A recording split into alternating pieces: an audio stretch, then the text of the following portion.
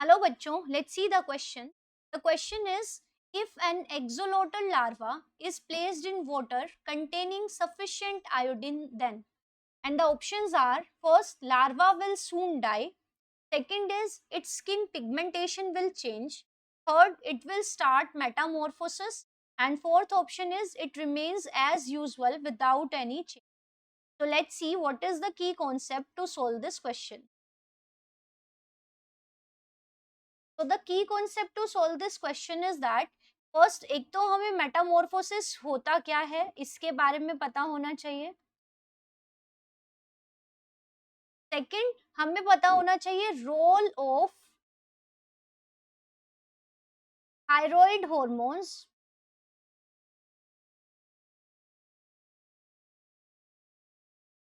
इन Metamorphosis.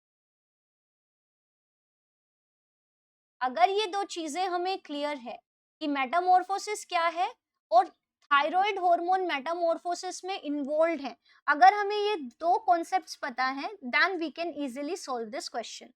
तो let's see first what is metamorphosis. तो क्या होता है कि यहाँ पे जो एग्जाम्पल गिवन है एक्सोलोटल लार्वा का, that is actually an amphibian. तो एम्फीबियन में क्या होता है, एग हैच होता है और एग से निकलता है लार्वा, और फिर लार्वा कन्वर्ट होता है after a series of changes into adult.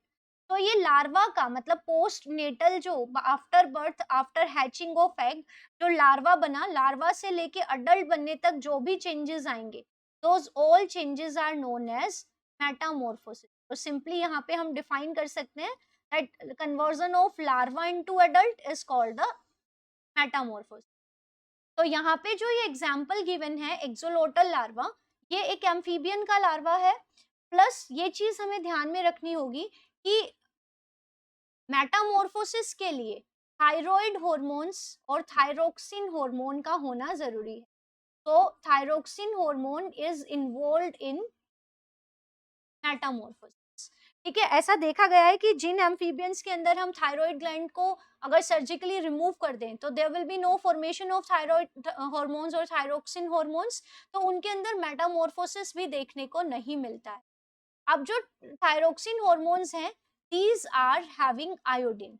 इनको बनाने के लिए किसकी जरूरत पड़ती है, these are made of iodine plus amino acid tyrosine. तो ये आयोडीन और अमाइनो एसिड टायरोसिन से मिलके बनते हैं. तो यहाँ पे अगर आयोडीन ना हो, if there is no iodine then there will be no thyroxine hormone. तो हम लिख सकते हैं कि larva adult means Metamorphosis.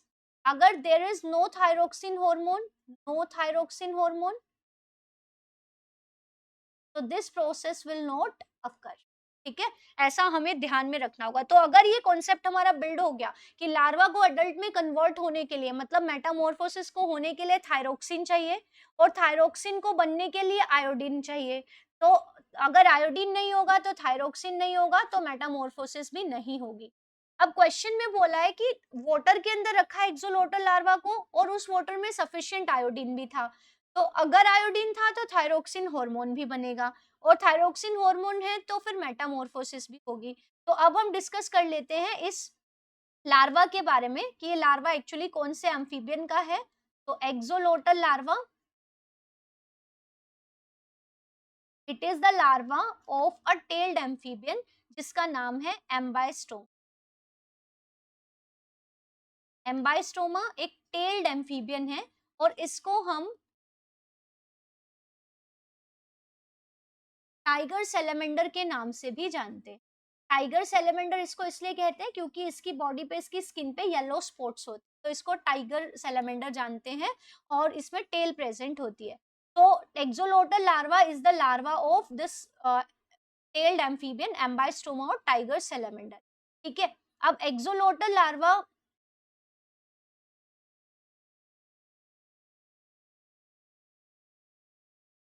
will change into the adult ambystoma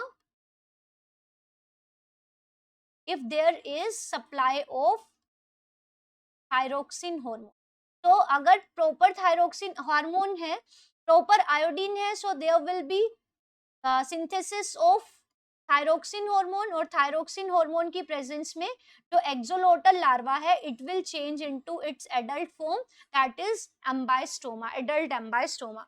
और अगर थायरोक्सिन नहीं होता तो axolotl larva in absence of thyroxine क्या होता, it will not be metamorphosed, तो इसमें मेटामॉर्फोसिस नहीं होता, तो it will remain the larva, remain in the larval stage, और इसके अंदर सेक्स ऑर्गन्स बन जाते हैं और ये सेक्सुअल रिप्रोडक्शन करना शुरू कर देता।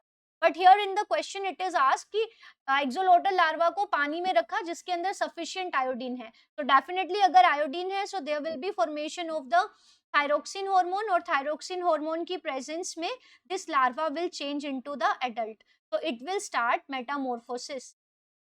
So the right answer of this question is definitely answer option number 3. जबकि larva will die soon, so this is wrong. Skin pigmentation won't change and it will not remain as usual without any change, क्योंकि ये कब होता, जब इसको हम ऐसे पानी में रखते हैं जब आयोडीन नहीं होता, तो in presence of iodine ये change हो जाएगा into the adult. So the right answer of this question is option. I hope you understood it well. Best of luck. Thank you.